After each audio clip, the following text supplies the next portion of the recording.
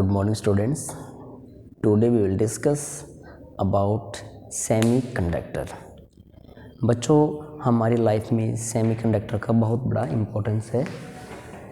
ये जो number of devices means mostly electronic devices वो किन से मिलके बने होते हैं? सेमीकंडक्टर से बने होते हैं। फॉर एग्जांपल जो हम मोबाइल यूज़ कर रहे हैं, इस मोबाइल के अंदर मेन कॉन्सेप्ट किसकी यूज़ हो रही है? सेमीकंडक्टर की। रेडियो है, टीवी है, रिमोट है, इन सब के अंदर हम सेमीकंडक्टर यूज़ करते हैं। अब जो ये LED light emitting diode means दो semiconductor P type and N type, तो उसमें भी किसकी कॉन्सेप्ट यूज हुई है? किसका यूज हुआ है? सेमीकंडक्टर का। सोलर सेल के अंदर भी सेमीकंडक्टर की परफॉर्मेंस होती है। इस लिहाज से इलेक्ट्रॉनिक डिवाइसेस मोस्टली किन से मिलके बने होते हैं? सेमीकंडक्टर से। Now first of all we will discuss completely about what is the real meaning of semiconductor.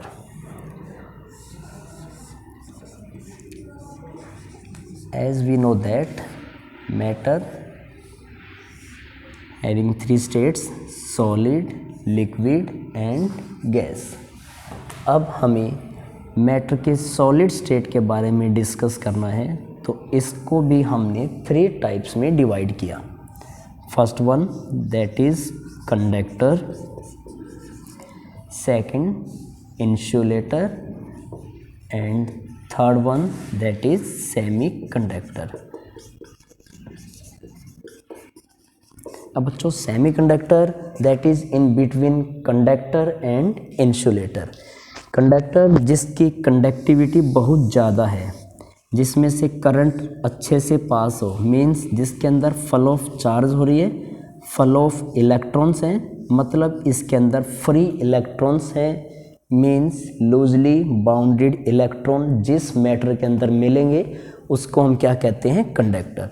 Similarly जिसमें से करंट पास ना हो, जिसके अंदर चार्ज फ्लो नहीं होती, इलेक्ट्रॉन्स का फ्लो ना हो, इलेक्ट्रॉन्स टाइटली बाउंडेड है, मीन्स ये वो सब्सटेंस है जिनके एटम्स पीरियोडिक टेबल के राइट हैंड साइड में हो, उसको हम क्या कहते हैं? Insulator. Now third one that is semiconductor. Semiconductor वैसे तो इंसुलेटरी है, इसके अंदर भी टाइटली बाउंडेड या कोई भी फ्री इलेक्ट्रॉन्स नहीं है, बट किसी पर्टिकुलर कंडीशन में कुछ एक इंसुलेटर का व्यवहार कंडक्टर की तरह हो जाता है, तब हम उस इंसुलेटर को कंडक्टर कहने की बजाय एक नाम और देंगे दैट इज सेमीकंडक्टर। नाउ अब सेमीकंडक्टर की कंडक्टिविटी कंडक्टर से कम होगी और इंसुलेटर से ज़्यादा। वैसे ये इंसुलेटर ही है, बट इसकी कंडक्टिविटी हो जाती है किसी पर्टिकुलर कंडीशन में, तब हम इस इंसुलेटर को बोलेंगे सेमीकंडक्टर। अब बच्चों ये सेमीकंडक्टर फिर टू टाइप्स का है यहाँ पे। एक होता है बेटा एलिमेंटल, एक होता है कंपाउंड। एलिमेंटल सेमीकंडक्टर जैसे कि सिलिकॉन। अब सिलिकॉन सेमीकंडक्टर में सारे एटम्स किसके होंगे? सिलिकॉन के होंगे। जर्मेनियम भी हमारा सेमीकंडक्टर है, इसके अंदर भी सारे के सारे एटम्स किसके बने होते हैं? किसके होते हैं? जर्मेनियम के होते हैं। बट कंपाउंड सेमीकंडक्टर में क्या होगा? सिलिकॉन आर्सेनिक या गैलियम सिलिकॉन या एल्यूमिनियम जर्मेनियम आर्सेनिक। तो ये जो सेमीकंडक्टर है, इन सेमीकंडक्टर के अंदर एटम्स ये डिफरेंट काइंड्स के हैं। जैसे सिलिकॉन आर्सेनिक, इसमें दो तरह के एटम्स हैं, इसमें भी दो तरह के एटम्स, और इसमें थ्री टाइप्स के एटम्स हैं। हाँ जी बच्चों, तो ये हमारा एलिमेंटल सेमीकंडक्टर हो गया और ये हमारा कंपाउंड सेमीकंडक्टर हो गया। अब इस सेमीकंडक्टर के बारे में कंप्लीट समझने के लिए हमें एक टॉपिक को ध्यान से समझना होगा that is band theory of solid. तो अब बेटा हम डिस्कस करने को जा रहे हैं बैंड थ्योरी ऑफ सॉलिड। यदि ये टॉपिक क्लियर हो जाता है तो फिर पूरा सेमीकंडक्टर आपके समझ में आ जाएगा। Band theory of solid. हाँ जी बच्चे,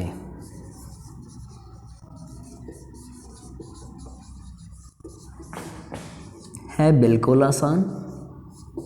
देखिएगा, हमें क्या करना है, हमें सेमीकंडक्टर के बारे में समझना है। Main silicon that is semiconductor, तो हमें सिलिकॉन सेमीकंडक्टर के बारे में समझना है जो सॉलिड स्टेट में है।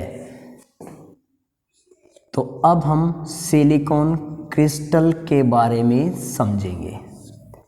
सिलिकॉन क्रिस्टल, क्रिस्टल का मतलब क्या होता है, regular arrangement of the particles. और बेटा regular arrangement of the particle कब होगा, जब इन पार्टिकल्स के बीच में फोर्स की वैल्यू ज़्यादा होगी। और पार्टिकल्स के बीच में फोर्स की वैल्यू ज़्यादा कब होगी, जब इनमें क्लोजनेस ज़्यादा होगी। तो देखिए, हमें क्या तैयार करना है, silicon crystal means an silicon atoms को रेगुलर पैटर्न में अरेंज करना है। एन सिलिकॉन एटम्स को रेगुलर पैटर्न में अरेंज करना है। इसके लिए फर्स्ट ऑफ ऑल देखिएगा, जो हमारा सिलिकॉन है उसके एटॉमिक नंबर बेटा 14, इलेक्ट्रॉनिक कॉन्फ़िगरेशन होगी उसकी 1s2 2s2 2p6 3s2 3p2। ये तो है उसकी इनर मोस्ट और ये है बेटा आउटर मोस्ट। तो आउटर मोस्ट ऑर्बिट में कितने इलेक्ट्रॉन्स हैं, 4 इलेक्ट्रॉन्स हैं। 2 तो है 3s में और 2 है 3p में। अब देखिएगा, 3s सबशेल हमारी ये है और 3p सबशेल हमारी ये है। 3s s सबशेल में एक ही ऑर्बिटल है और p सबशेल में बेटे 3 ऑर्बिटल है। इसके बाद हर एक ऑर्बिटल में कितने इलेक्ट्रॉन्स आएंगे, 2 इलेक्ट्रॉन्स। तो s में भी 2 और यहाँ p में कितने ऑर्बिटल है, 3 ऑर्बिटल। 2 + 2 + 2 6 इलेक्ट्रॉन्स। लेकिन हर एक ऑर्बिटल में आने वाले दोनों इलेक्ट्रॉन सेम अवस्था में नहीं होंगे, मीन्स सेम स्टेट में नहीं होंगे। एक क्लॉकवाइज होगा तो दूसरा एंटी क्लॉकवाइज होगा। तो इस ऑर्बिटल के अंदर कितने स्टेट्स है, 2 स्टेट्स, क्योंकि एक ही ऑर्बिटल, एक ऑर्बिटल में 2 इलेक्ट्रॉन, तो इसके लिए 2 स्टेट है। हर एक ऑर्बिटल में 2 इलेक्ट्रॉन और हर एक इलेक्ट्रॉन की अपनी अपनी स्टेट होती है, अपनी अपनी condition of motion of the electrons around the nucleus, कोई क्लॉकवाइज कोई एंटी क्लॉकवाइज। तो अब 3s में 2 इलेक्ट्रॉन्स आ सकते हैं और यहाँ 2 इलेक्ट्रॉन्स पर्याप्त मात्रा में है। अब 3p में कितने ऑर्बिटल्स हैं, 3 ऑर्बिटल्स और हर एक ऑर्बिटल में 2 इलेक्ट्रॉन्स। तो कितने इलेक्ट्रॉन्स आएंगे, 6 इलेक्ट्रॉन्स। और कितनी स्टेट्स होगी, 6 स्टेट्स। बट यहाँ इलेक्ट्रॉन्स 2 ही हैं, तो 2 स्टेट तो फिल्ड होगी और 4 स्टेट एम्प्टी। मीन्स यहाँ 2 स्टेट्स तो filled by 2 electrons and 4 states are empty. ये कहानी है हर एक सिलिकॉन की। तो हर एक सिलिकॉन एटम के आउटर मोस्ट ऑर्बिट में या आउटर मोस्ट इलेक्ट्रॉनिक कॉन्फ़िगरेशन के अकॉर्डिंग कितनी स्टेट्स होगी, 2 + 6 8 स्टेट्स, जिनमें से 2 तो 3s की और 2 3p की तो भरी हुई है और 4 क्या है, खाली। तो टोटल स्टेट्स कितनी होगी, 8 स्टेट्स। टोटल 8 स्टेट्स होगी, जिसमें से 4 फिल्ड है और 4 एम्प्टी है। जो फिल्ड है उसमें से 2 तो 3s की और 2 3p की, और एम्प्टी किसकी है, फिलहाल 3p की एम्प्टी है। This one is about silicon atom. ये तो एक सिलिकॉन एटम। दूसरी बात, अब आउटर मोस्ट ऑर्बिट में 4 इलेक्ट्रॉन होने की वजह से दिस वन इज टेट्रावेलेंट, तो इसमें टेट्रावेलेंसी होगी। टेट्रावेलेंसी है तो ये हर एक सिलिकॉन दूसरे से 4 सिलिकॉन के साथ क्या करेगा, शेयरिंग करेगा, क्लोज पैकिंग हो जाएगी, कोई भी इलेक्ट्रॉन यहाँ फ्री नहीं होगा। तो इसका व्यवहार कैसा होगा, इंसुलेटर की तरह ही होगा। अब बच्चों हमें सिलिकॉन क्रिस्टल तैयार करना है।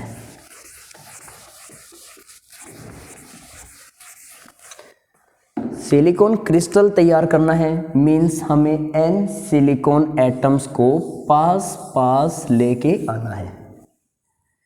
यहाँ 2, यहाँ 8, यहाँ 4। सिमिलरली ये दूसरा सिलिकॉन, एक बार हम 2 ही सिलिकॉन समझ रहे हैं, 2, 8, 4।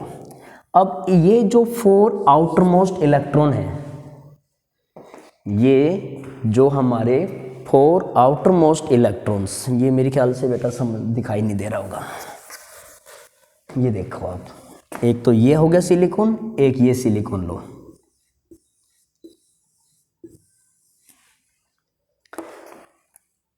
टू 8 4, ये 4 इलेक्ट्रॉन अपने न्यूक्लियस के अंडर में है और ये 4 इलेक्ट्रॉन अपने न्यूक्लियस के अंडर में है। बट जब हम इनके बीच में गैप कम करना शुरू करेंगे तो इन 4 इलेक्ट्रॉन पे पड़ोसी न्यूक्लियस का भी फोर्स आएगा और इनके ऊपर भी पड़ोसी न्यूक्लियस का भी आएगा। अपने वाले का तो है ही है, साथ में पड़ोसी न्यूक्लियस का भी फोर्स आएगा। इस लिहाज से आउटर मोस्ट इलेक्ट्रॉन्स पे अट्रैक्शन बढ़ेगा। अब अट्रैक्शन बढ़ेगा इसका मतलब क्या होता है, देखिएगा, हमने हाइड्रोजन एटम के बारे में पढ़ा था। तो जब हाइड्रोजन एटम में से इलेक्ट्रॉन फ्री होगा मीन्स रेडियस इन्फिनिटी होगी, तभी फोर्स की वैल्यू 0 होगी। रेडियस इन्फिनिटी होगी तभी फोर्स की वैल्यू 0 होगी, इसका मतलब n की वैल्यू इन्फिनिटी। तो उस वक्त हमारे इलेक्ट्रॉन की एनर्जी क्या थी, 0। तो जब इलेक्ट्रॉन की एनर्जी 0 मीन्स उसके ऊपर फोर्स की वैल्यू 0। जो जो हमारा इलेक्ट्रॉन नीचे आ रहा है मीन्स न्यूक्लियस की तरफ आ रहा है, उसकी एनर्जी नेगेटिव होती जाएगी। जैसे मान लो वो दूसरे ऑर्बिट में पहुंचा तो उसकी एनर्जी होगी -3.4 इलेक्ट्रॉन वोल्ट, -3.4 इलेक्ट्रॉन वोल्ट। 0 से कितनी हो गई, -3.4 मीन्स कितनी एनर्जी निकली है, 3.4 इलेक्ट्रॉन वोल्ट निकली है। इसी तरह से जब वो फर्स्ट ऑर्बिट में आएगा तो उसकी एनर्जी -13.6 इलेक्ट्रॉन वोल्ट हो गई। तो कितनी एनर्जी निकली है, 13.6 इलेक्ट्रॉन वोल्ट निकली है। अब फर्स्ट ऑर्बिट में इलेक्ट्रॉन आएगा तो न्यूक्लियस का अट्रैक्शन फुल होगा, एनर्जी भी फुल निकलेगी। तो कहने का मतलब जितना ज़्यादा अट्रैक्शन होगा उतनी ज़्यादा एनर्जी रिलीज होती है। ये बात ही समझा रहा हूँ। जहाँ अट्रैक्शन नहीं है वहाँ एनर्जी 0 है और जो जो अट्रैक्शन बढ़ता जाएगा मीन्स एनर्जी माइनस होती जाएगी, एनर्जी रिलीज होती जाएगी। तो जितना ज़्यादा अट्रैक्शन होगा एनर्जी रिलीज होगी। तो यहाँ अब हमें क्या देखना है कि जो जो हम गैप कम करते जाएंगे तो सिलिकॉन क्रिस्टल बनता जाएगा। तो गैप कम करेंगे अट्रैक्शन बढ़ता जाएगा, अट्रैक्शन बढ़ेगा तो एनर्जी निकलती जाएगी। अब उस एनर्जी और डिस्टेंस के बीच में ग्राफ प्लॉट करेंगे, उसी ग्राफ में सारी कहानी क्लियर हो जाएगी। देखिए ये एक्सिस है डिस्टेंस एक्सिस, ये डिस्टेंस एक्सिस है और ये है एनर्जी एक्सिस। ये तो है बच्चे 1s2, ये 2s2, 2p6, ये 3s2 और ये हो गया 3p2। अब 3p में कितने स्टेट्स हैं, 6 स्टेट्स। और 3s में 2 स्टेट्स। ये बात माइंड में होनी जरूरी है। अब 3s की दोनों स्टेट तो 2 इलेक्ट्रॉन से भरी हुई है और 3p की 6 स्टेट्स हैं जिसमें से 2 भरी हुई है, 4 खाली है। तो जब इनके बीच में गैप ज़्यादा है, मान लो उस गैप को मैंने d बोल दिया, उस वक्त हर एक एटम के इलेक्ट्रॉन सिर्फ अपने न्यूक्लियस के अंडर में है, तो उनके बीच में उनकी स्टेट्स में किसी भी तरह का बदलाव नहीं है। स्टेट्स में बदलाव कैसे होता है, देखो, जब हमने गैप कम किया तो एट्रैक्शन बढ़ेगा, एट्रैक्शन बढ़ेगा तो एनर्जी रिलीज होगी। अब एनर्जी रिलीज किसकी होगी, जिसकी ज़्यादा है उसी की, या जिसकी कम है उसकी? जिसके पास एनर्जी ज़्यादा है उसकी एनर्जी रिलीज होगी। तो यहाँ 3p की 6 स्टेट्स, इनकी एनर्जी क्या हो जाती है, कम हो जाएगी। जितनी इनकी कम होगी उतनी ही 3s की क्या हो जाएगी, ज़्यादा, बिकॉज कंजर्वेशन ऑफ एनर्जी। ये एनर्जी घर की घर में ही रह जाएगी। इसका मतलब 6 स्टेट्स नीचे आ रही है और इसकी 2 स्टेट्स ऊपर। अब हमने गैप और कम किया तो एट्रैक्शन और बढ़ेगा, एनर्जी और रिलीज होगी। जितनी इसकी कम उतनी 3s वालों की ज़्यादा। इस लिहाज से 3p की 6 स्टेट्स और 3s की 2 स्टेट्स, उनके बीच में गैप कम होता जा रहा है। अभी भी ये जरूर कह सकते हैं कि ये वाली स्टेट्स किसकी है, 3p की है भाई, और ये किसकी है जी, 3s की। अब हमने गैप और कम कर दिया, इतना गैप कम कर दिया कि ये सारी स्टेट्स मिल चुकी है। यहाँ पे हमें ग्रुप ऑफ 8n स्टेट्स मिलेगा। मैंने क्या वर्ड यूज़ किया, 8n स्टेट्स। क्यों, देखिएगा, हम n एटम्स को लेके आ रहे हैं। 2 एटम तो जस्ट समझने की बात थी, और हर एक एटम में कितनी स्टेट्स हैं, 8 स्टेट्स। तो जब उन एटम्स का गैप कम करते जाएंगे, एट्रैक्शन बढ़ता जाएगा, तो स्टेट्स में गैप कम होता जाएगा। At last we will obtain 8n states। एक पर्टिकुलर गैप में हमें 8n स्टेट्स मिलेगी, जिसमें से 4n स्टेट्स तो फिल्ड बाय वैलेंस इलेक्ट्रॉन्स। ये किन से भरी हुई है, वैलेंस इलेक्ट्रॉन से। 4n स्टेट्स तो फिल्ड बाय वैलेंस इलेक्ट्रॉन्स, और 4n स्टेट्स क्या है, empty. 4n states empty. But यहाँ पे एक ग्रुप मिल चुका है, भीड़ मिल चुकी है हमें 8n स्टेट्स की। अब हम और गैप कम करेंगे तो बच्चों एट्रैक्शन वही होगा जहाँ इलेक्ट्रॉन्स होते हैं। इलेक्ट्रॉन्स 4n स्टेट्स पे, तो जब हमने गैप कम किया तो 4n स्टेट्स पे एट्रैक्शन बढ़ेगा, और 4n स्टेट्स पे एट्रैक्शन बढ़ेगा तो एनर्जी और कम हो जाएगी। तो जिन स्टेट्स में इलेक्ट्रॉन्स हैं उनकी एनर्जी कम हो जाएगी, और जितनी इनकी कम होगी उतनी ही एम्प्टी 4n स्टेट्स की एनर्जी ज़्यादा। तो यहाँ 2 ग्रुप बन जाते हैं, स्टेट्स के ग्रुप बन जाते हैं। मैंने वर्ड यूज़ किया ग्रुप का मतलब बैंड। 2 बैंड बन जाएंगे स्टेट्स के, एक बैंड भरा हुआ है और एक बैंड खाली है। Group of 4n states that is filled by valence electrons. तो इस ग्रुप को हम बैंड कहते हैं, वैलेंस इलेक्ट्रॉन से ये भरा हुआ है, इस लिहाज से हमने इसको वैलेंस बैंड कह दिया। और this one is what, this one is group of 4n states. यहाँ भी 4n स्टेट्स है, but this one is empty states. यहाँ इलेक्ट्रॉन्स के दौड़ने की जगह होगी। अब देखिएगा, यहाँ 4n स्टेट्स हैं और सारी की सारी स्टेट्स इलेक्ट्रॉन से भरी हुई है, मीन्स इलेक्ट्रॉन्स के दौड़ने की कोई भी जगह नहीं है। हम कितनी भी बड़ी बैटरी लगा दें लेकिन करंट फ्लो नहीं होगा। क्यों? क्योंकि इलेक्ट्रॉन दौड़ नहीं पाएंगे। क्यों नहीं दौड़ पाएंगे? क्योंकि उनके लिए कोई जगह है ही नहीं।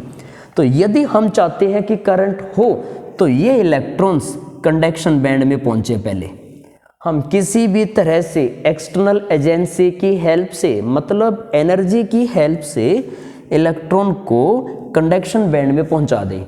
उसके बाद हम बैटरी अप्लाई करेंगे, बैटरी लगाएंगे, पोटेंशियल डिफरेंस अप्लाई करेंगे तो इलेक्ट्रॉन्स का फ्लो एक डायरेक्शन में होगा जिसकी वजह से हमें करंट मिलेगा। तो फिलहाल करंट की कोई संभावना नहीं है इसके अंदर, चाहे हम कितनी बड़ी बैटरी भी क्यों ना लगा दें।